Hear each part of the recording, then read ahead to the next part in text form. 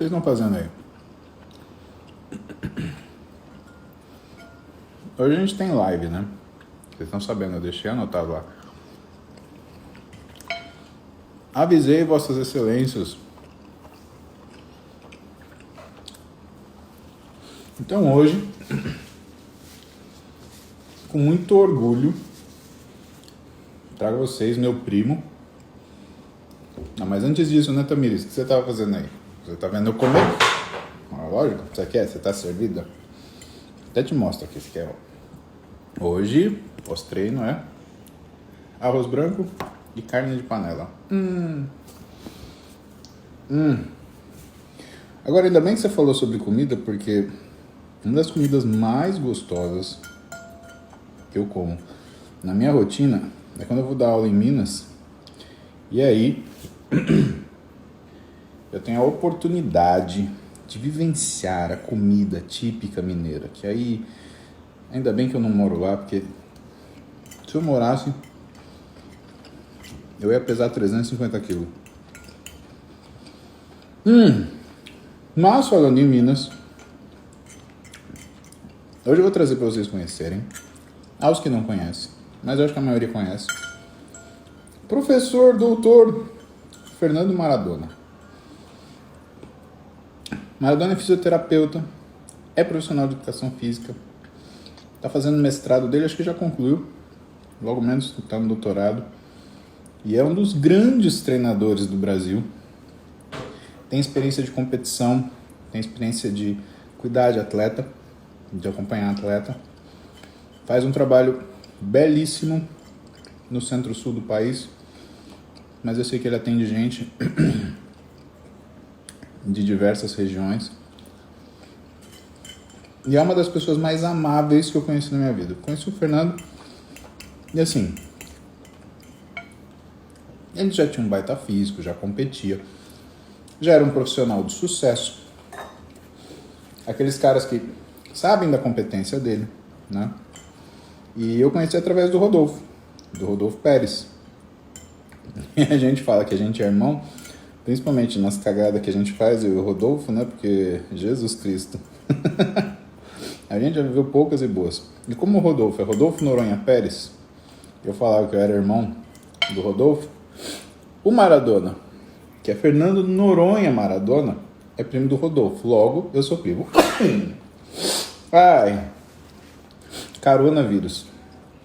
Mas não, fiquem tranquilíssimos.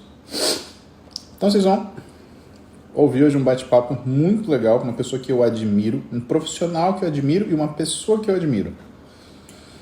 Isso aqui, Ju. E que, infelizmente, não tem a possibilidade de morar perto. Mas se eu morasse, eu ia pesar 390 quilos de pura massa muscular e sem lesão.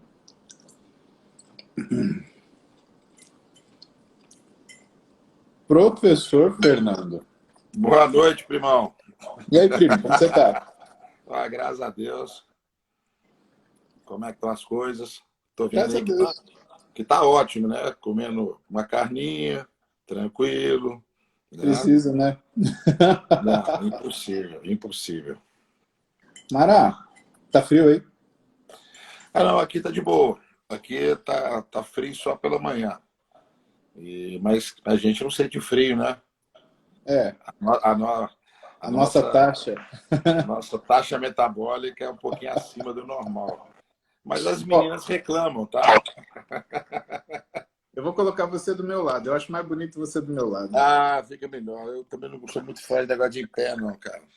Esse negócio de cima, de baixo, vira uma Mas, caca. cara, vai ser melhor. Pronto. Eu vou tirar os comentários, porque isso é muito bonito para ficar a gente comentando aí. Pronto. Olha que legal. Muito mais legal assim. Oh, pronto. Tomei aqui. Muito bom. Ah, que bom falar com você aqui, do meu lado. Fernandinho, Eu fico um beijo para vendo você. que a dificuldade de a gente encontrar, né, é muito grande, né? E às vezes Ah, a gente se encontra... A gente se rápido. encontra em curso, em aula, em evento. É o que dá, né? É. E às vezes, assim, tá faltando aqui a sua vinda aqui, treinar aqui com a gente. Então, toda vez que você for vir em Belo Horizonte, me avisa antes. Nem que eu for abrir a academia às 5 horas da manhã, 3 horas da manhã, né? O treino de Mas madrugada não tem problema nenhum, viu? esse é um prazer imenso. Escuta, já que você está falando da academia, etc., como é que ficou a diária de competição para você, o calendário Bom, de competição para você? eu estou me preparando para voltar aos palcos esse ano. Eu fiquei parado em 2019, aconteceu algumas coisas que me destruturaram, né? Questão assim, estava reorganizando minha academia, eu também acabei saindo da Atlética, então Uhum. foi uma transição muito foi complicada. Tipo assim, a gente cria uma expectativa, Abrupta, né? né? Uhum. Isso. Então, acabou eu tive que ficar em 2019 capitalizando. E também focando na minha família, estava focando no meu mestrado. Então, tinha várias coisas que fizeram com que eu não conseguisse dar meu 100% no bodybuilding. Então, aí esse ano eu falei, vou voltar. E veio aí o tal do Covid, fazendo a gente ficar aqui enclausurado dentro de casa. Então, eu estava me preparando para estar competindo em Vancouver, Chicago, e tem Portugal e Tampa, que são as 3 competições que eu sempre busco estar subindo nos palcos. Em 2018 eu acabei competindo, fiquei top 3 lá em Chicago, né? Fui para Portugal, depois eu fui para Tampa e fiquei lá em top 5 no qualifying, né, da repescagem para o Mister Olímpia. Bateu na trave, mas o Dudu foi lá, né, fazer a nossa parte, né, cara? Isso que é o Pois mais é. legal. O Brasil está cada vez mais despontando dentro desse esporte. Eu vejo que tem aí o Vitor Lima, tem o Fabrício Moreira, tem o Alex dos Anjos, tá vindo aí uma safra, tem um pessoal mais velho, mas uma safra boa aí, representando a gente no Mister Olímpia. Mas eu acho ainda que ninguém vai bater, né, o recorde do Dudu, né, cara? Porque aquele ano que É, ele ficou top 2 aqui dali, eu tava lá no dia, no Mister Olímpia, e eu eu fiquei tava lá também. chateado, porque não era do Flex. Isso é Você fato, sabe né? que depois a gente se encontrou, né? E o Flex é uma pessoa muito legal, né? Eu tive a oportunidade de conhecer ele, conversar com ele. E o Flex falou, ele falou, cara, eu não sei o que aconteceu, para mim era teu. Então, se te serve, né, a minha opinião, meus parabéns, você ganhou. O Flex é foda, é um puta cara, né, meu? E aquele ano ele tinha machucado, ele tinha vários contratempos, né? Teve a filhinha dele, então, assim, Uhum. quem passa, né, por relacionamento, tá tendo filho do primeiro ou segundo ano, é uma situação que é delicada, então isso pode ser um sabotador da preparação do atleta, mas não justifica, né? O cara preparou, o cara é profissional, o cara vai subir no seu melhor. Mas tem coisas que a gente não consegue controlar, né? E contornar dentro de uma preparação. Tem situações, às vezes, que cai de paraquedas e tem que rebolar. E às vezes a gente compete, a gente sabe que nem sempre a gente ganha com o melhor físico, e isso acontece, e às vezes tem que estar com o melhor físico e não ganha. E isso aconteceu com É. o Dudu. Né? Esse é fato. Ô, primo, eu queria te perguntar umas coisas com a tua visão de profissional, porque é legal que você tem dupla formação, né? Certo. E eu acho que o pessoal tem bastante curiosidade, o pessoal que me segue aqui, porque todo mundo fica falando. Então, quando tem treino meu com o Horse, por exemplo, porque ele vai fazer o Paulo Musi treinar que nem um cavalo, ou então, porque o Paulo Musi vai fazer o Horse treinar direito. E assim, a galera não entende, eu acho que Não, a visão pictórica do que está acontecendo, né? Ela, às vezes ela passa subentendida e o pessoal não tem essa noção. Você com dupla formação de treinador e de fisioterapeuta, você cuida tanto da preparação quanto da lesão, né? perfeito, E concordo. quando ela acontece. Eu queria que você pontuasse para mim, dá para existir performance a nível de competição, tá? Vamos falar a nível de competição. Consigo desenvolver um físico trabalhando só com movimento seguro, isso é, não ousar em nenhum momento com sobrecargas, não fazer um movimento um pouquinho mais, talvez não tão Audacioso. estético. Comenta pra gente esse daqui, por favor, meu. Bom, assim, eu sou bem suspeito, né? Porque eu vim da fisioterapia. Ponto. E eu, por vir da fisioterapia, a gente vai enxergar o que é instruído. O fisioterapeuta, ele preocupa não com o resultado, mas como você faz para chegar no resultado. E o fisioterapeuta, ele cuida, ele trata, né? Ele reorganiza, né? Ele evita as disfunções que podem ser um foco de uma possível lesão. Então, ele está preocupado não com os títulos, mas a longevidade do atleta. Isso que foi ministrado muito em relação à minha primeira formação. A educação física, ela tem o outro lado, é ganhar. Você vai no CrossFit, é a tarefa. Você vai no funcional, é o movimento. Você vai na musculação, é carga, é volume, é repetições. Mas a fisioterapia, ela tem o seu ponto que fez eu enxergar algo que muitos dos atletas hoje estão conseguindo enxergar, né? Você vê que tem Kai Green, ele já pega, tem essa visão. Ben Patrusky também tem essa visão. Você tem o... que mais? Você tem lá o Charles Glass, que treina vários atletas, né? Tem o Dexter Jackson, que também tem essa pegada. Então, são atletas que sabem como é importante o controle do movimento, ele se preocupar com, se resguardar com as possíveis lesões. Não adianta eu chegar a fazer meia tonelada num deadlift, e daí no ano que vem eu parar as minhas competições. Não, eu quero fazer títulos. Não é um treino que faz um campeão, mas é o somatório dos treinos que vai fazer a mudança do meu físico. Eu sei que hoje a gente começa a estudar, né, e a gente começa a aumentar a nossa capacidade de compreensão de o que é a hipertrofia, e antes eu só tinha uma visão: peso, peso, peso, peso. Eu não tinha outra opção.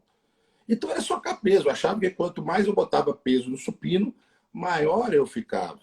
E a gente sabe que o bodybuilder não é a carga, é o que a carga faz no nosso físico. Então, o tempo todo, você vai tentar mudar posicionamento, angulação, para que você sinta o músculo e chega no final, você vai ter aquela sensação de missão cumprida, aquele inchaço, né? Aquela sensação que você treinou, que só sabe quem treina.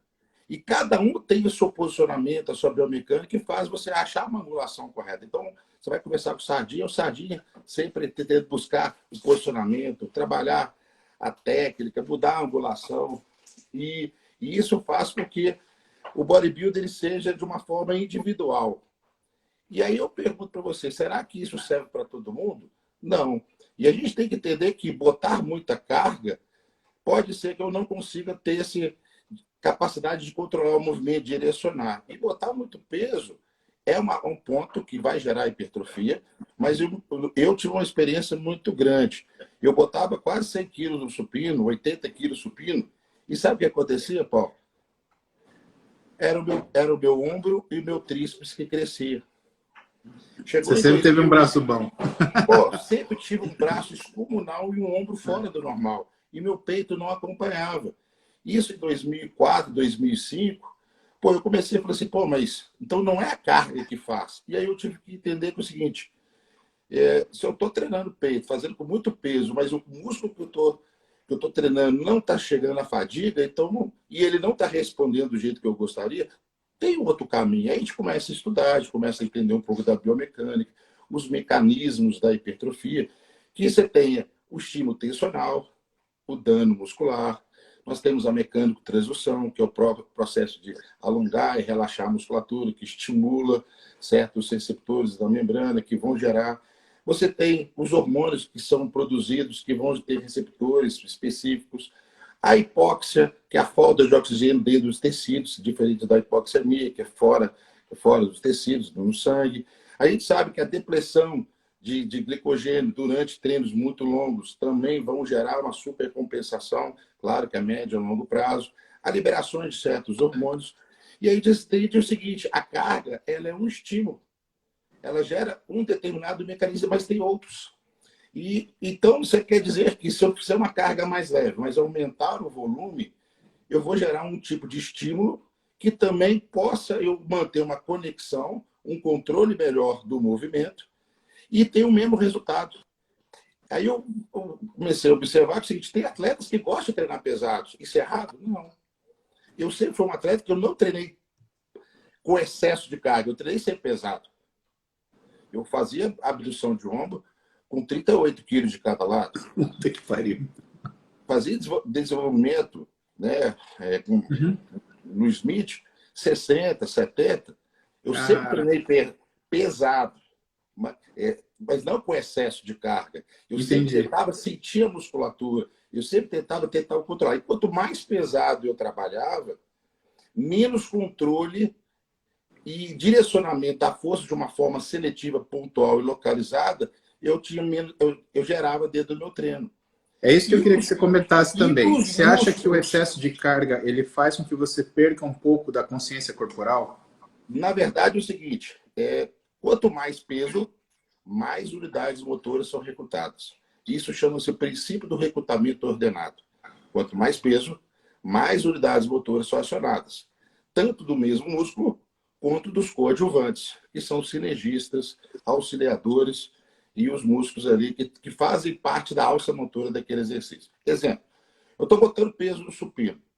Quanto mais peso eu coloco no supino, mais o peitoral vai ser acionado, mais os coadjuvantes também, mais o tríceps.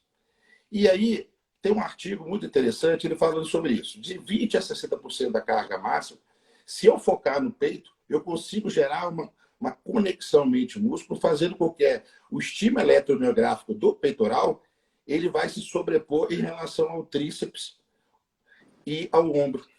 Em contrapartida, quanto mais carga eu vou colocando, menos essa discrepância do acionamento do tríceps e do peitoral ela vai ficando, vai ser menor.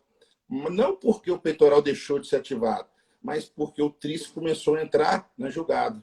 Bom, treinar pesado com muita carga faz parte, sim.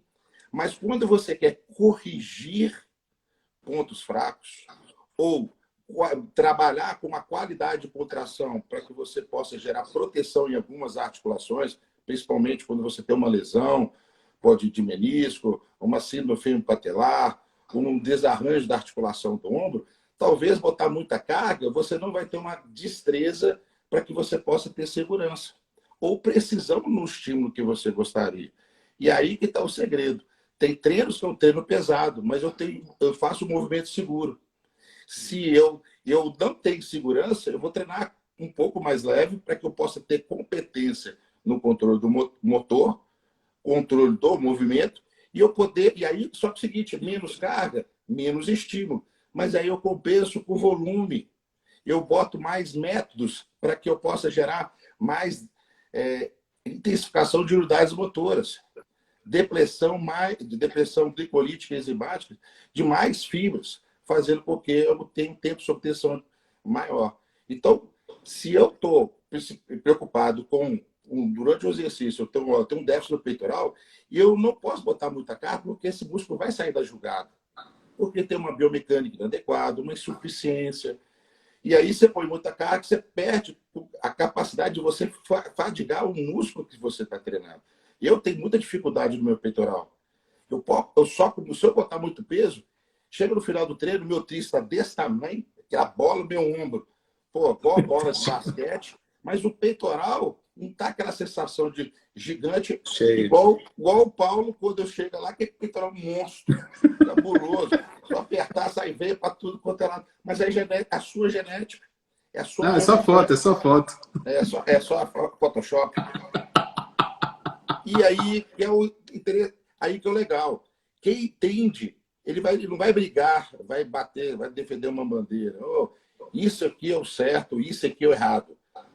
Quem sabe, ele fala, isso aqui é mais adequado, isso é menos adequado. Quanto mais a gente estuda, menos certeza a gente tem e mais visão a gente compreende dentro do que é treino, do que é hipertrofia e do que é o bodybuilding. Princípio de Dunning-Kruger, muito bom, professor doutor Fernando Noronha Maradona. Agora, o Isso estudo tudo que é você exato desenvolveu, nato, hein? Isso é o tá? seguinte, isso tudo é porque é o seguinte, a Bíblia fala, andar com o sábio será sábio, andar Verdade. com tolos será afligido pela sua tolice. Eu prefiro andar com pessoas competentes, como o Paulo, com o Jonato, De Salles, o Cristiano Bertoldo, que são pessoas muito mais competentes, né, que têm muito mais agregado na minha vida. Então, hoje eu estou falando dessa forma, grato a esses profissionais que eu espelho e sigo. E aí está o segredo, né? Bom, então deixa eu te perguntar uma outra coisa que eu tenho curiosidade. Porque você citou uma coisa que eu queria que você comentasse também, que foi o aprendizado que você teve em sala. Então a gente entende que é super importante o conhecimento, né? Mas tem uma frase que um amigo meu engenheiro falou, isso eu era graduando ainda de medicina. Ele falou para, e eu acho engenheiro um bicho diferente, de outro planeta, de verdade. E ele falou para mim assim, Paulo, quem estuda sabe, quem faz aprende. Aliás, quem estuda sabe, quem vê aprende, quem faz entende. E de certa forma, eu acredito que você é uma dessas pessoas diferenciadas, Fernando, que você teve que desenvolver aquilo que foi não só a sua metodologia de treinamento, mas de compreender o estímulo muscular. Portanto, eu Perfeito. acredito que para você chegar numa sala de peso era mais do que executar uma rotina, era pensar ativamente sobre tudo que você estava executando. Então, não dava para você ficar distraído com uma música, não dava para você ficar trocando ideia com amigos, você tinha que estar ali presente cognitivamente o tempo inteiro. E eu acho que isso também é uma coisa muito cansativa, né? Eu que tenho modestos, né, carreira atlética, de treinamento e tal, para mim já é uma coisa que cansa, né? Agora, eu imagino você que disputou Olímpia, que disputa campeonatos internacionais, como é que foi esse aprendizado na academia? O que você pode dar de dica para a gente? Falar assim, olha, chega na academia, presta atenção nisso, nisso, naquilo, né? Coisas que forem importantes para você desenvolver até a tua metodologia de poder entender o que você está fazendo. Eu vejo, assim, vou basear assim, vou compreender o seguinte, uma coisa, a gente como profissional da saúde, que é a educação física, e a outra é a gente como atleta e competidor. Bom, o atleta competidor já tem isso como instinto, sempre observar os resultados que o treino promove no seu corpo. Então, qualquer bodybuilder, ele treina, ele vai olhar para o espelho e vai avaliar o estrago que ele fez no corpo dele com aquele monte de exercício que ele executou na academia. Então, então o bodybuilder ele é empírico, ele dá o estímulo e vai observar o feedback do corpo dele. O educador físico, ele não vivenciou aquela prática, mas ele vai, pelos estudos dele, vai colocar em treinamento. Então, hoje os professores, eles treinam, mas eles não estão preocupados com a resposta. Eles não estão preocupados com o que um supino faz no peitoral. Quando eu fui treinar, um profissional, um treinador que fez me fez eu enxergar um pouco mais a visão, foi o treinador do Vitor Martins, que é o Vitor Munhoz. Tá me Sei, ouvindo, Paulo? Munhoz. Sim, sim, sim. O Vitor Munhoz. Então, ele me ajudou em 2012, quando eu fui para o Mister Olímpia e fiquei em nono lugar. A categoria subiu de 202 para 212 libras, de 90 quilos para 96 quilos, mais ou menos. Então, ele era uma pessoa muito... Não tinha nada de teoria, era muito prático. Então, ele falou assim, Fernando, vamos começar seu treino de dorsal. E a gente que é acadêmico, a gente vai ter, então, peraí.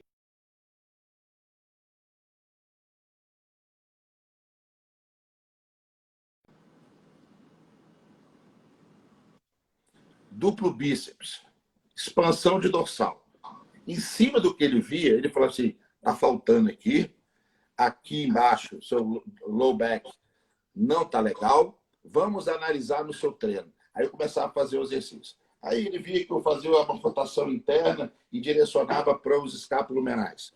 Falou, Maradona, você tem que manter o cotovelo para baixo. Fernando, eu quero que você esmague mais. Você não está conseguindo ter amplitude. Aí ele botava para alongar, aí fazia os alongamentos entre as séries, que naquela época a gente não sabia, a gente não tinha noção que o Randy Rambo trouxe o FST7, se não me engano, 2015, se não me engano. Então ele foi um pouquinho mais à frente, mas ele fazia os alongamentos entre as séries e sempre preocupava. Cada série que ele fazia, ele alongava e duplo bíceps. e começava a observar se o treino estava gerando as mudanças naquela região, hiperemia e inchaço, e aumento da densidade muscular. Então, ele sempre começava no ponto mais fraco, respeitando o princípio da prioridade. E hoje o educador físico, ele não preocupa com isso. Ele vai falar, não, vou fazer um puxado, fazer isso, mas ele não analisa o físico e fala assim, não, ele precisa disso, então eu vou ter que começar com essa dificuldade. E o músculo não sai, não é por falta de genética, é por falta de estímulo. Será que ele analisou o exercício antes de poder chegar e sentar o chinelo naquele treino? Será que o cara está conseguindo fazer a conexão para que ele possa gerar a melhor sinalização naquele lugar? Bom, será que tem algum sabotador dentro do processo, uma má postura, uma falta de mobilidade, um desequilíbrio muscular, uma instabilidade que possa prejudicar a boa aproveitamento daquele exercício? Então ele começava a analisar isso aí e começava a fazer alguns exercícios, uns educativos que, para mim, eu olhava e eu achava muito interessante, porque eu vi da fisioterapia. Mas, ao mesmo tempo, eu começava a falar assim, caralho, olha o que esse cara está fazendo, porque ele tirava a foto e depois me mostrava. Olha só como é que mudou a forma. Eu falava assim, pô, mas é isso que eu quero. Eu não estou preocupado com quantas repetições do supino, quantas remadas que eu faço, eu quero saber buraco nas minhas costas.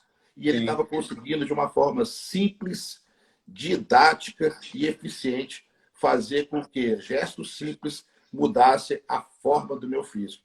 E aí eu consegui mudar de 2011 para 2012, eu saí de um 16º lugar, eu fiquei para trás, eu não classifiquei dos top 15, para um 9º lugar. E nesse ano o Eduardo ficou em top 5. Pô, eu fiquei entre os 10, cara. Então, isso em 2002. Mas por quê? Porque a gente fez um trabalho consciente. E o bodybuilder profissional, ele trabalha assim. Claro que se a pessoa tiver uma boa genética, pô, ela vai no escuro. Perfeito? Uma outra ponto uma outra analogia, eu sei que você gosta dessas analogias e correlações, para a gente fazer uma coisa bem simples. Treinar pesado é muito bom, mas se você não tiver o controle do movimento, do direcionamento da força, é igual um dragster, 1 quilômetro de arrancada. A hora que você acelerar aqueles 1.000 cavalos de potência e você tiver uma férias no volante, cara, com certeza você vai para o guarda-reio, vai explodir e vai dar um BO que só quem já passou por isso sabe. Ou seja, vai machucar. Ou você vai direcionar toda a sua força para um lugar que não precisava ir. Ou você não vai mudar a musculatura que você propôs a treinar, tirar o seu defeito, a sua deficiência, ou você pode gerar uma lesão.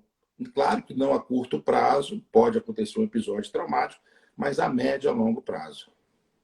Você sabe que eu acredito que cada treino, Mará, ele tem um volume crítico. Então, você precisa conseguir realizar uma quantidade de exercícios.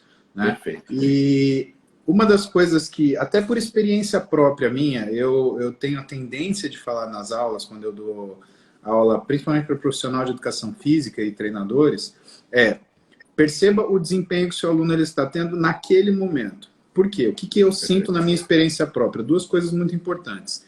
Às vezes tem exercícios que eu faço e que eu faço um esforço brutal, mas o músculo não cansa. Perfeito. E a segunda coisa é que, às vezes, eu encontro um exercício onde eu sinto que aquilo está funcionando, só que eu quero colocar tudo ao mesmo tempo. Força, a carga excêntrica, resistência, isometria. E aí, tudo bem, eu faço aquele exercício excelente, só que o resto do treino fica uma caca. Né? Então, o que eu costumo falar para eles? Eu viro para eles e falo assim, olha, você tem que ter... Pensa que você tem uma torre de controle e um avião. A torre de controle, ela está acompanhando de longe aquele funcionamento do avião. Então, ela fala, olha, agora abaixa a velocidade para tanto, atinja tanto de altura, né, para ela fazer a rota. Só que o sujeito que está junto com o treinador, ele está muito mais para o piloto, porque ele está fazendo tudo isso, só que o aviãozinho ele está lá, achou uma nuvem aqui, virou para cá, achou uma pedra de gelo aqui, virou para lá, opa, tem um urubu, opa, tem outro urubu. Então ele está fazendo aquela guiagem a direção daquele negócio enquanto ele está voando lá. E que o importante é que você tem até excelentes treinadores que são ótimos prescritores de treino. Mas você tem excelentes treinadores que são ótimos condutores de treino. Pô, falou um negócio, poxa. E que eles têm que ter essa... E que o que faz o grande treinador não é só ele ser um grande prescritor, ele ser um grande condutor. Então, ele não deixar a gente pisar demais no acelerador para matar no primeiro exercício, ele perceber aquele exercício que você está fazendo muito esforço, mas você não está atingindo o músculo da forma que você deveria. Né? O quanto que você concorda com isso e como que você vê essa situação? Você falou algo que poucos educadores físicos entendem isso. Quando eu vou dar aula, eu falo muito para meus alunos. Eu não estou te dando um treino, eu estou te conduzindo à melhor sinalização, a melhor capacidade de desenvolver aquele exercício. Então, quantas repetições, Mara? Relaxa, vai fazendo. Eu te falo até onde você pode ir naquele treino. Talvez o sistema cardiorrespiratório está falhando, só que o músculo não falhou. Eu vou ter que simplesmente, vamos parar, porque esse exercício eu não consegui trabalhar todas as variáveis para que o músculo-alvo seja trabalhado. Talvez aquele exercício falta um pouco de condicionamento, porque envolve vários músculos e isso gera um estresse sistêmico muito grande. E aí eu vou trabalhando e vou vendo que, às vezes, do banco extensor, porque é um exercício monoarticulado, ele consegue ativar a musculatura, sentir uma boa qualidade, promover uma boa qualidade da contração muscular, e ali eu consigo desenvolver uma fadiga muito mais eficiente. Talvez se eu fizer ele antes, e a hora que eu botar ele no agachamento que ele sente, eu preciso com a menor carga, consequentemente, sistemicamente, ele vai ficar mais confortável, mas no final do treino, por eu ter feito uma pré-fadiga na musculatura, eu fiz com que ele conseguisse uma boa sinalização. E como é que você sabe qual é a boa sinalização? Primeiro passo, o relato subjetivo de esforço é imprescindível. Você sabe, né, Paulo? Você sabe quando aquele exercício pegou bem. Você sabe quando aquele exercício você fez força. Você fez força, mas você não sentiu. Eu vou treinar, vem eu, Baiano é meu parceiro de treino, é um menino que veio do interior da Bahia, botei debaixo das minhas asas aqui, hoje eu estou com um fiotinho.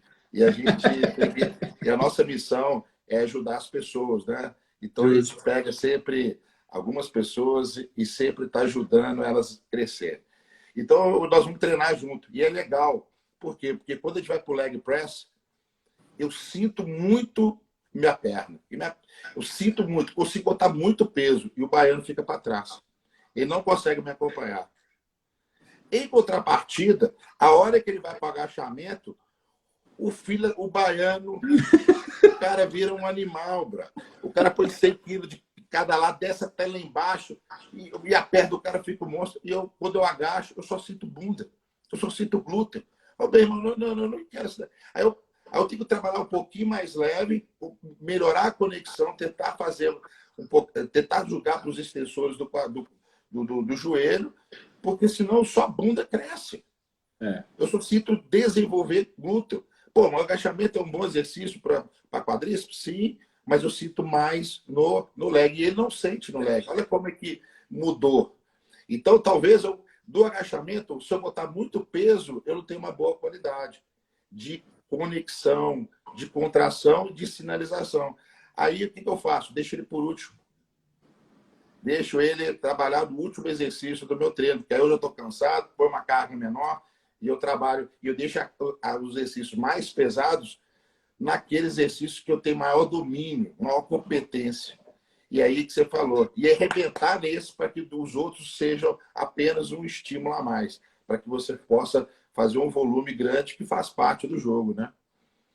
Mas eu acredito muito nisso. Na prática, eu vivo isso demais, cara. Você está falando uma coisa que de uma forma fácil de entender, eu nunca tinha pensado assim, e isso aí tem fundamento, viu? E me fala uma coisa, na tua escolha do dia a dia, às vezes você sente falta de, por exemplo, ter um treinador para você não precisar pensar aquele dia que você está cansado, que você...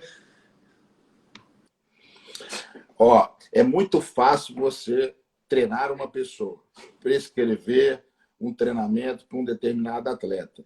Mas quando a gente vai fazer para a gente, eu não sei o que acontece. Ou a gente cria uma cobrança muito grande, ou fica vários pensamentos, várias informação, que acaba fazendo com que você não, o negócio não saia do papel. Quando eu vou fazer meus treinos, eu vou intuitivamente, eu vou fazer o que eu gosto. Mas nem sempre o que eu gosto é o que eu preciso. E ter alguém para te puxar é aquela hora que vai te confrontar a você dar um pouquinho a mais do seu, assim, do seu limite, né? Porque a gente sempre gosta de trabalhar na sua limitação. E às vezes você, no seu momento que você ultrapassou a sua limitação, é a hora que você cresce. É a hora que você está chegando na última ali. Vamos lá, estou com você. É a hora de desafiar. Pô, o campeonato está vindo aí. Outro ponto é tirar o peso, guardar o peso, porque você gasta menos energia. Treinar com alguém tem uma diferença fenomenal. E é quando você vai treinar, você não tem que pensar nada. Né? Eu tive um treinador que era o Bicudo, que eu vim treinar aqui com ele, eu saí de Belo Horizonte e ia lá para Lagoa Santa. Nossa. E era assim, o cara não tinha formação, ele não tem conhecimento como na parte acadêmica, métodos, ele não sabe a parte de fisiologia, anatomia. Cara, mas ele puxa o treino. E eu vou para lá, eu desligo todo o meu conhecimento e eu puxo o treino, desliga. E aí, a gente parar de pensar, a gente para de nos frear durante o treino. Então é bom a gente ser treinado por alguém para que a gente possa sempre dar melhor no treino. Você falou alguns treinadores, né? Mas você também já teve a oportunidade, você já treinou com bastante gente. E você treinou com o Patrick, né? O Patrick Tuor, que desenhou aquele método SST. Como é que foi a tua experiência? Como é que foi conhecer o método? Isso mudou alguma coisa da forma que você viu o treinamento? Eu picotei meu diploma. Várias vezes. Várias vezes eu picotei meu diploma. Uma deles é quando eu fui fazer mestrado com o Jonato, picotei meu diploma. Foram várias vezes que eu picotei. Então, porque ele fez eu enxergar coisa que, assim, pô, ele fazia um tempo sob tensão, quase 5 minutos. Então, e outro ponto, ele começou a me mostrar que é o seguinte, eu começava a fazer o exercício, falhei, mas eu não cheguei ao esgotamento máximo. Ele mostrava que se ele quebrasse os mecanismos de proteção para a gente não acabar nos levando ao nosso limite e acabar machucando, se a gente chegar a mudar o tipo de contração, ou mudar o exercício, ou mexer nos intervalos, a gente consegue continuar o nosso treino. E isso gera maior tolerância, a gente aumentar o tempo sob tensão. E a gente sabe, quanto maior tempo sob tensão, maior depressão glicolítica e enzimática de eletrólitos. E aí gera supercompensação, que faz você ter maior densidade, volume e agressividade em cima do palco. E aí ele brincava com as variáveis. E a gente vinha engessado com os métodos. Mas, na verdade, ele não tinha métodos. Ele falou assim, hoje eu vou brincar e vou dar ênfase no intervalo de tempo. Ele brincava. Mas o objetivo dele era o quê? Não era fazer uma coisa engessada, mas ele fazer com que eu conseguisse me superar e tolerar o meu treino com aquela determinada carga. Fazer com que o meu músculo gerasse um estímulo que eu nunca senti antes. E eu tivesse as adaptações que jamais eu conseguiria com os métodos tradicionais. E mostrava, Maradona, quanto mais maior carga, maior volume de treino num espaço compacto de período de treinamento, melhor serão as suas adaptações. Mais duro você vai estar em cima do palco. E ele chegou simplesmente de uma forma simples. Quer ver? Quantas séries você faz para o braço, para o bíceps? Eu faço aí de 12 séries, mais ou menos. Faço 3 exercícios, vamos lá, 3 exercícios, 4 séries, mais ou menos. Quanto tempo você demora? Em torno de 15, vou botar aí, 15 a 25 minutos, a 20 minutos no máximo, porque é um grupamento pequeno. Pô, eu vou brincar com os intervalos. Então, ele mostrou o SST com ênfase no intervalo de tempo. Então, ele fez o tempo regressivo e progressivo. Então, ele fazia o máximo de repetição com uma carga pesada, 80% de um RM, 70%, dependendo do amadurecimento do atleta, mas pegou comigo uma carga legal, botou 20 quilos de cada lado na rosca direto, que não é uma Vixe. carga nem leve, mas também nem exagerada. E aí, beleza. Você faria 4 séries de 10, não faria, Maratona? Sim, depois você ia para a rosca Scott. Ele falou assim, olha só que interessante, 20 minutos. Nós vamos fazer um treino de 5 minutos, com a mesma tonelagem, com a mesma... O que é tonelagem? Carga e volume. Só que ele fez os tempos mais curtos. Então, começou 45 segundos, fez a segunda série, passou para 30 segundos de intervalo, mais outra série. Fez 15 segundos, depois 10 segundos, depois 5 segundos, depois foi aumentando os intervalos. No final, nós fizemos 10 repetições em 5 minutos. Cara, o meu braço ficou inchado, que eu não conseguia coçar a cabeça. Eu fiquei dolorido uns 2 dias, porque eu nunca vivenciei essa técnica. E ele falou assim, Maradona, você tem que entender que há duas formas de estimular a musculatura, carga e volume, e você tem que trabalhar de uma forma que a balança ela esteja sempre equilibrada. Se eu botar muita carga, você não vai conseguir muito volume. Se eu botar muito volume com carga baixa, o que vai acontecer? Você vai ter um resultado, mas o estímulo tensional vai ser deficiente. Toda vez que você trabalha com carga, você trabalha com dano muscular e o estímulo tensional tem os seus benefícios e vantagens. Mas o volume de treino e o estresse metabólico também tem suas particularidades. Você tem que achar a carga e sempre trabalhar aqui, com o volume máximo com aquela carga. Aí você vai gerar o máximo de hipertrofia. E o caramba, olha que viagem. E às vezes a gente treina com muito peso, mas a gente querendo carregar muito peso, o que a gente vai fazer? A gente vai dar um intervalo maior de tempo, de uma série para outra. Chegou no final do treino, a gente fez esse mesmo treino em 1 hora. Será que se eu fizer em meia hora, o resultado vai ser maior? Ele falou que sim, e mostrou na prática. E aí, no ano passado, eu e o Jonato, nós publicamos um artigo mostrando os efeitos agudos desse sistema de treinamento. E olha só olha que engraçado, nós trabalhamos com a ênfase no intervalo, nos tipos de contração e no treino tradicional. Os volumes eram diferentes, porque as técnicas já eram conhecidas, não tinha jeito de descaracterizar o SST que ele promoveu. Mas a gente sabe que se manter o mesmo volume, aquele que deu mais inchaço gerou maiores estímulos metabólicos. E isso vai gerar mais resultado, né, uma possível resultado. E o treino que teve menor volume, que foi do intervalo de tempo, gerou as melhores adaptações. Maior inchaço muscular, maior lactato. Olha que interessante. E aí, mostrando que, será que para me quebrar um platô eu posso fazer esse tipo de treinamento? Será que se eu brincar com as variáveis, às vezes eu estou treinando pesado e fazer um outro treino, com menor carga, mas mais intenso, eu consigo quebrar algum platô e sair daquele processo de adaptabilidade, que é um dos princípios do treinamento. Quando a gente treina, a gente acostuma, a gente acomoda. Então ele mostrou e falava muito interessante. Falei, Maradona, não é um método. O SST não é um método. É uma metodologia de você conduzir ao seu aluno, ao seu atleta, ele está sendo sempre responsivo.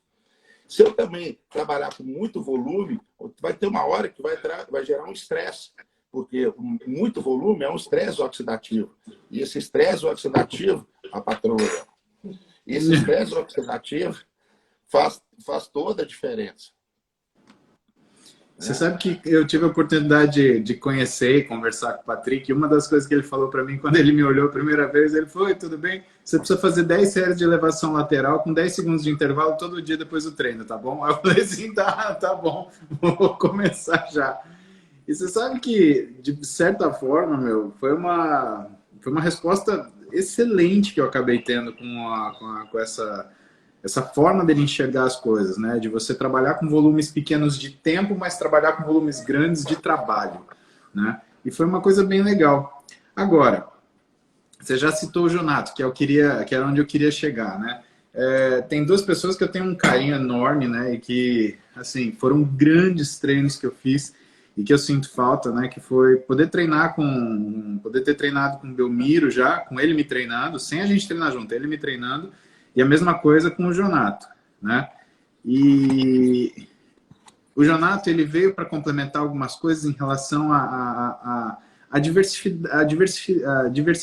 essa diversificação do que a gente tinha de argumento para que aquilo ali que estava sendo feito desse certo, né? Porque o Jonato, ele não só te explica o que fazer, ele te explica o que fazer, por quê e quem já tentou alguma coisa parecida, né? Como é que é trabalhar com o Jonato, ter essa proximidade e desenvolver de fato sua carreira acadêmica, né, de uma pessoa assim? Ó, eu tive uma experiência com o Jonato, é o seguinte, que a relação eu com o Jonato é pai para filho. Ele me pegou debaixo dos braços e falou assim, vem, fiote, vamos caminhar juntos. E eu entendi que foi um relacionamento assim, assim, um respeito, um carinho, e hoje eu posso chamar ele de irmão, porque acho que ele agregou muito conhecimento e eu agreguei para ele a prática, que às vezes, por ele ser acadêmico, ele não tinha. E o mais legal, imagina você ter toda a informação, todo aquele conhecimento e você não ter alguém para aplicar tudo aquilo. Uma coisa, você sabe todos os métodos, mas quando você vai dar aula, você vai dar aula para pessoas normais. Imagina você faz a engenharia mecânica, entende tudo de automobilismo, mas nunca andou numa Ferrari. Então, cara, eu acho que foi o tesão dele é chegar, eu ia para lá e chamava, vem para casa. A gente ficava conversando a noite toda só desse âmbito do bodybuilder, dessa parte de treinamento, né, de musculação e tal. E o mais legal era a gente chegar e ir treinar na academia. Cara, era a melhor coisa que tem. E o mais legal, que ele chegava, eu não podia puxar o treino dele. Ele não gostava. E ele vai ficar bravo por eu falar isso. Eu falei, vamos mais um. Ele, não, tá bom, tá bom. Mas ele queria me tirar o meu melhor. Porque ele sabia, né? Porque assim, o que ele acredita, ele queria provar que o que ele estava estudando tinha fundamento. Ele estava explicando, né? Assim, aí você começa a perguntar alguma coisa. Você fala assim, pô, por que aqueles atletas, o Jonato, estão fazendo 100 reps? Já viu? O pessoal tem uma turma que você pega lá o do Milos Sarcev, os caras fazem quase 100 reps. Perfeito? Ah, mas aqui dali é carga leve, e aí, pô, você vai trabalhando fibras tipo 1, que é mais de resistência, a gente estuda isso dentro da faculdade, perfeito? Você sabe que eu fui uma vez, te cortando rapidinho, eu viajei uma vez para o Olímpia com o Rodolfo, aí imagina só, fui eu, Rodolfo e Vavá. Não. Aí a gente saiu do Olímpia e falou, vamos dar um pulo em Los Angeles, né? Acho que foi 2009 ou 2010, acho que 2010. E vamos dar um pulo em Los Angeles? Vamos. E aí a gente foi na Gold's Gym. Por um acaso, estava lá o Milos Charchev lá, fazendo um treino com um sujeito, e o treino do sujeito, eu fiquei de olho de butuca assim, né? Aqueles caras gigantes. Era fazer 100 repetições de terra para aquecer. Tanto lá nas alturas, em algumas dezenas de repetições, eu já teria perdido a conta com toda certeza. O sujeito, ele virou pro Miller e falou assim, eu preciso vomitar. O cara falou assim, vomita e volta que você tem que terminar assim. Cara, aquilo eu olhei e falei, mano... Aqui a criança chora e a mãe não vê, né? Coisa brava. Desce e o bambu... Enverga. E aí ele explicando. E o mais legal é que ele tem artigo. O filho da mãe, ele tem um computadorzinho, velho. É velho. Ele não troca por nada, porque ele sabe onde que tá todos os artigos lá. Eu falei assim, não, tem um artigo aqui. Aí ele começa a abrir um monte de página. Aí quando eu vou ver, aqui, achei. O que foi, Titi? Vai pra lá. Não, vai pra lá. Aí, aí ele pegou um artigo e falou assim, Maradona, olha que legal. Aí mostrou um artigo. Pô, a turma fazendo em treinamento, séries de 12, um volume, né, significativo de 12 séries. E esse grupo, um grupo fazia só série de 80% de ORM, série de 10, e o outro grupo fazia esse mesmo treino, só que fazia uma série, tá, de mais ou menos 30 repetições, ou 30% da carga foi trabalhada. Aí eles fizeram 8 semanas, e o grupo que fez uma série a mais, com 30% da carga utilizada, teve melhor resultado do que o outro grupo. Aí você fala assim, mas por que, Jonathan? Ué, tem uma explicação, Maradona. Porque quando você faz alta repetição, você está trabalhando de fibras tipo 1. E quando você faz altas repetições, o que você está promovendo? Maior angiogênese, maior proliferação da parte vascular. Você não vê aqueles corredores, né? O cara ciclista, ele não tem uma rede capilar muito mais desenvolvida do que um cara que mexe com força? Sim. Entendi. Ciclista. Tá, beleza. E isso é devido a uma proteína que chama VEGF1, um fator de crescimento dos vasos endoteliais. Tá bom, entendi tudo, beleza. Eu falei que entendi, porque você falar que não entendeu, complica, né, Paulo? Complica. Então, esses VEGF1, que são fatores de crescimento muito parecidos com o IGF-1, tá? Ele vai lá no vaso e gera angiogênese, aumenta essa rede capilar. Só que essa VEGF1, ele é muito parecida com o IGF-1. Se você, então, treinar pesado, você gerar uma estimulação das fibras tipo 2 e lesar, tiver muito dano muscular, você não vai ter um aumento da produção de IGF-1 e que vai lá na célula satélite, aumentando a reparação tecidual e aumentando também os mionúcleos. É isso aí, Maradona. Você vai ter um upgrade a mais de fatores de crescimento. Os fatores de crescimento produzidos pelo treino pesado, perfeito? E ainda das fibras de resistência, que aumentou o GFU, mais estímulos das células satélites, melhorando, intensificando essa sinalização. Eu falei, porra. Falei, caramba, tá vendo? Andar com o sábio, você fica diferente. Né? Então, coisas que a gente sabia que fazer na prática, eu comecei a entender o porquê, o raciocínio, a questionar, mas isso é por causa disso, mas qual que é a resposta, né? E tudo é a bioquímica, né? Tudo é da onde que saem os estímulos. É a parte hormonal, é a parte de sinalizações, né? De receptores e etc. Ô, primo, deixa eu te falar uma coisa.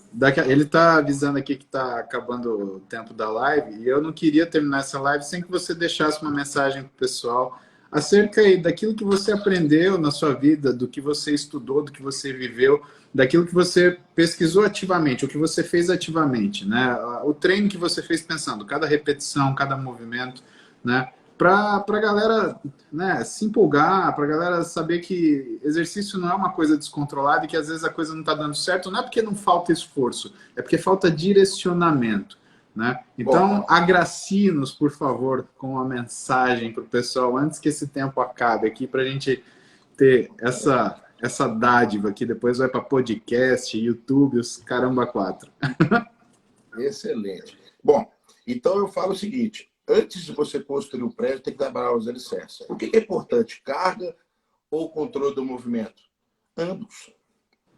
Primeiro, para você botar carga, você tem que controlar o movimento. Senão vai para o lugar errado ou você acaba machucando.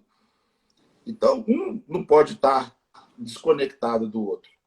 Então, vai ter exercícios que você tem um controle maior da execução. Então, você pode botar carga. Vai ter exercícios que, às vezes, você não tem tanta competência. Ou você está fazendo um exercício para aquele grupo, um grupamento, que você tem dificuldade, talvez você vai ter que entender que talvez você vai ter que botar qualidade de contração do que carga. E aí você vai entender que o seguinte, não tem certo nem errado, mas tem o momento mais adequado e o momento menos adequado. Mas a mensagem que eu queria passar para você é o seguinte, que dentro de toda a minha vida, quando eu tive meu filho, eu lembro que eu liguei para você, foi uma das primeiras pessoas, consegui, né? Fui premiado, tinha acabado de chegar de tanto. Estava aí voltando de uma operação de competição, e todo mundo fala que o bodybuilder não tem essa, né, teria, né, capacidade de fertilização, e eu falei, consegui, você falou, agora você vai ter uma nova vida. E eu não esqueço, né? Isso está marcado dentro da minha mente. E você falou assim, agora cuida, né? E curta o seu filho. Esse aí é que esse momento ele é ímpar, né? E aquilo ele marcou bastante na minha vida, viu, Paulinho? Não esqueço. Viu? Fico feliz, primo.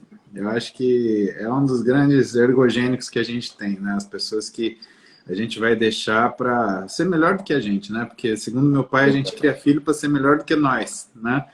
Então, tudo que a gente pode fazer, às vezes ainda parece pouco, e aí o tempo que a gente tem parece pouco também. Por isso que é bom a gente aproveitar demais. Primo, E quero hoje, te agradecer. Fala. e Fala, hoje fala. eu te entendo, porque quando eu chego em casa, o bichinho chega assim, papai, Hulk esmaga, ué. Não tem preço, grandão, não tem preço. É muito engraçado. Então, Não assim, tem. aí eu te entendi.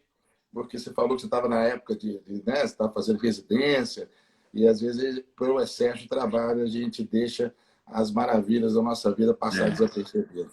Então, o maior ensinamento que eu tive com o Paulo não foi na medicina, não foi dentro do treinamento do bodybuilding, mas foi uma lição de vida como pai. Né? para mim, uma honra. Viu? Obrigado pela tua companhia hoje à noite. Eu que Obrigado por agradeço. responder todas as suas curiosidades. Eu tenho mais papo para conversar com você, pelo menos mais umas 20 Não, mas nós lives, estamos. mas Vai ter um momento que nós vamos treinar junto, pode ficar bom, tranquilo, bom. sem preocupar com técnica, é só jogar peso pro alto, dar os gritos, mas com educação, sem criar polêmica e sem criar uma situação de matar as velhinhas que estiver perto da gente, não é isso? Verdade, verdade. Mara, beijão no coração. Obrigado, primo. Eu que Galera, agradeço, primão. sigam o professor doutor Fernando Maradona, um cara É isso aí. sensacional, um dos melhores brasileiros que eu já conheci, Eu que te tanto como agradeço. profissional como pessoa. Mara, Muito muito obrigado obrigado pela de sua novo, amizade, meu. pelo carinho, viu? Deus te abençoe muito mais, viu? Amém, primo. Até mais. Valeu. Tchau, Tchau. tchau. Bom, meus caros, então vocês tiveram aí a honra de conhecer, os que já conhecem, de ouvir falar, professor Fernando Maradona. Um grande atleta do Brasil, um grande treinador, grande fisioterapeuta. Hoje está fazendo a carreira acadêmica dele e está distribuindo para a gente esse conhecimento, porque é o que eu falo para vocês, fisiculturismo é uma coisa que tem a ver com compartilhar, né? As coisas que eu acho bonito no esporte, que me seduzem, não são necessariamente aquilo que você vê, é aquilo que você não vê e constrói o físico que você enxerga. Talvez os físicos eles chamem muita atenção se você está chegando agora no esporte, mas quando você tem um tempo de afinidade com esse esporte, você percebe que, na verdade, o físico ele é um resultado. E é esse resultado, né, ele, por mais que ele seja impressionante, ele não é comparável ao que é o componente que faz com que esse resultado aconteça. Você precisa de muita atenção, você precisa de muito conhecimento, você precisa de muita humildade, você precisa de muito desafio, você precisa de muita coragem, e você não tem espaço para ter uma coisa chamada autocomiseração. Sabe o que é autocomiseração? É você ficar arrumando desculpa para você não fazer as coisas que você deveria e que com certeza o levariam aonde você gostaria de estar. O mérito mora naquela pessoa que é capaz de identificar, desligar esses reflexos e seguir em frente. Então, obrigado pela companhia. Hoje foi um jantar maravilhoso tendo vocês aí, um bate-papo com o Maradona. E a gente se vê. Amanhã tem live de novo. Tchauzinho. Hora de ajeitar.